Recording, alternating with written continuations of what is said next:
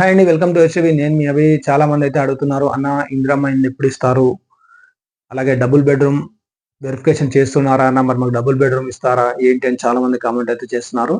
Already దీని గురించి previous videos చేశానండి. మళ్ళీ చాలా మంది అడుగుతున్నారు కాబట్టి ఒక వీడియో అయితే చేద్దామని చెప్పి మీ ముందుకైతే వచ్చాను.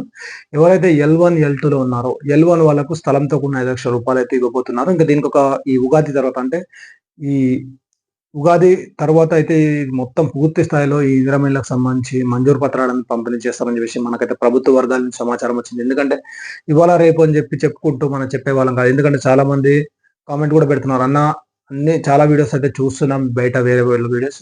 ఇవాళ రేపు అంటున్నారు కానీ ఎవరు కరెక్ట్ చెప్పట్లేదు. కొంచెం చెప్పండి అన్న అని చెప్పి కామెంట్ అయితే చేస్తున్నారు. ఒకటి 100కి 100 జెన్యూన్ న్యూస్ మాత్రమే మన ఛానల్ ద్వారా మీకు చెప్పే ప్రయత్నం అయితే చేస్తాను. ప్రజెంట్ మనకు వచ్చేసి ఎల్1లో ఎవరైతే ఉన్నారో వీరికి ఈ ఉగాది తర్వాత ఈ మంజూరు పత్రాలు పంపిణీ చేసే ఆలోచన ఉంది. ఆ లోపు ఎవరైతే ఇందిరమ్మ ఇళ్ళకి అప్లై చేసుకున్నారో వారందరికీ మళ్ళీ ఒకసారి రీవెరిఫికేషన్ చేసి నిజమైన అర్హులను మాత్రమే ఎంపిక చేయాలని చెప్పేసి రాష్ట్ర ప్రభుత్వం అయితే కీలక ఉత్తర్వులు అయితే జారీ చేసింది. దీనిపైన మంత్రులు అలాగే ఎమ్మెల్యేలు, కలెక్టర్లు పూర్తి స్థాయిలో గవర్నమెంట్ అధికారులు అయితే దీనిపైన వర్క్ చేయడం అయితే జరుగుతుంది.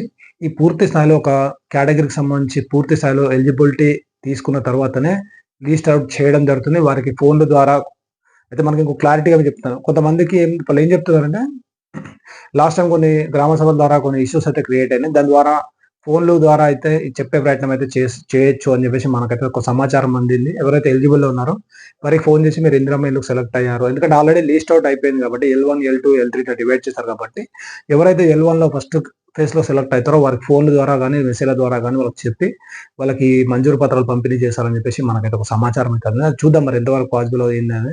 ఈ ఎల్2 వివరాలకొస్తే ఎల్2లో కూడా ఎవరైతే ఇందిరమ్మ ఇళ్ళ కోసం ఎదురు చూస్తున్నారో వారికి స్థలంతో కూడిన రూ. 5,00,000 అయితే ఇప్పుడు ఇవ్వట్లేదని మనం చెప్పుకోవచ్చు. ఎందుకంటే దీనికి చాలా టైం అనేది పడుతుంది. ఎందుకంటే ప్రభుత్వం స్థలం కేటాయించాలి. స్థలంతో పాటు రూ. 5,00,000 ఇవ్వాలంటే కొంచెం టైం పడుతుంది కాబట్టి వీరికి ఏవైతే గత ప్రభుత్వం నిర్మించి పెట్టిన డబుల్ బెడ్‌రూమ్‌లు ఏవైతే ఉన్నాయో వీటిని పూర్తి స్థాయిలో మౌలిక సదుపాయాలు కల్పించి వీళ్ళకి అందజేయాలని చెప్పేసి ప్రభుత్వం అయితే ఒక నిర్ణయానికి అయితే వచ్చింది. ఇప్పటికి మనం చూసుకోవచ్చు చాలా చోట్ల ఇదివరకు గత ప్రభుత్వం పంపిణీ చేసిన వాటికే మౌలిక సదుపాయాలు కల్పించలేకపోతుంది. అయితే మరి అది పూర్తయిన తర్వాత చేస్తుందా? లేకపోతే వాటితో పాటు వీటికి కూడా బడ్జెట్ కేటాయింపులు చేసి మరి పూర్తి చేస్తుందా? మనమైతే వెయిట్ చూడాల్సిందే. ఇప్పుడు కొన్ని ప్లేస్‌లో అంటే కొల్లూరు, కొల్లోటు కొన్ని ప్లేస్‌లో చూసుకున్నట్లయితే ఆల్రెడీ అక్కడ మౌలిక సదుపాయాలు కల్పించడం కూడా కొన్ని ఖాళీగా ఉన్నాయి కాబట్టి అలాంటి వాటిలో కేటాయిస్తే మాత్రం ఎలాంటి ఇబ్బందులైతే తలెత్తాయని చెప్పేసి రాష్ట్ర ప్రభుత్వం కూడా ఒక ఆలోచన చేసింది.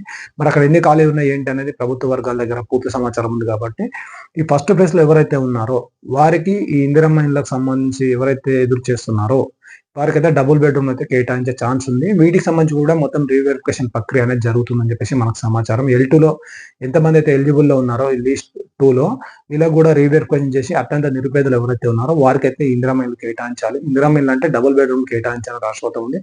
ఇది కూడా రాబోయే రోజు ఇంకా 10, 15 రోజుల్లో దీనికి సంబంధించి పూర్తి ఒక క్లారిటీ అయితే రాబోతుంది. దీనికి సంబంధించి ఏ చిన్న అప్డేట్ ఉన్నా మీకు మరొక వీడియో అయితే చేస్తాను.